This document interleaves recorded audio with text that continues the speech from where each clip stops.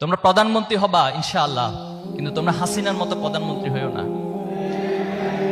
গত 15 বছর যে পরিমাণ অর্থ বাংলাদেশের এমপি মন্ত্রীরা বাংলাদেশ থেকে পাচার করছে, বাংলাদেশের 4 বার বাজেটের সমপরিমাণ অর্থ তারা এখান থেকে লুটপাট করে নিয়ে গেছে।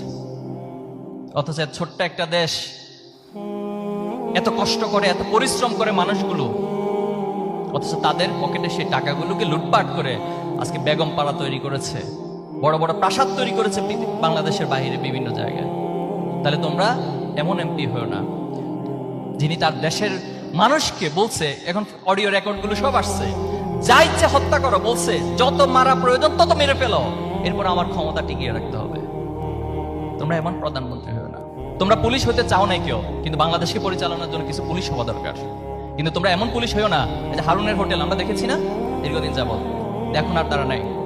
এবং একটা পুলিশ আন্দোলনের সময় বলছিল, এই ভিডিও তোমরা দেখেছ, যে স্যার গুলি করি একটা মরে একটা যায়, বাকিটি যায় না। কত নির্মমতা। যাত্রাবাড়িতে তোমরা দেখেছো কিভাবে করে গুলি চালানো হয়েছে। শুধু যাত্রাবাড়ি কেন, এই চট্টগ্রামে গুলি চালানো হয়েছে আমাদের ভাইদের উপর, বোনদের উপর। ন্যূনতম মানবিকতা তাদের মাঝে কাজ করে নাই।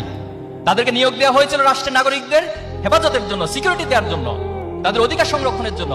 অথচ তারা আমাদের পকেটের টাকা, ট্যাক্সের টাকায় তারা চাকরি করে বেতন নেয়, আর সেই টাকা দিয়ে আমাদের গুলি চালিয়েছে। তারা আবু সাইদকে দেখেছো কিভাবে করে গুলি করে একটা জলজন্ত মানুষকে পুরো লাইভ টেলিকাস্ট করে মেরে ফেলা হয়েছে।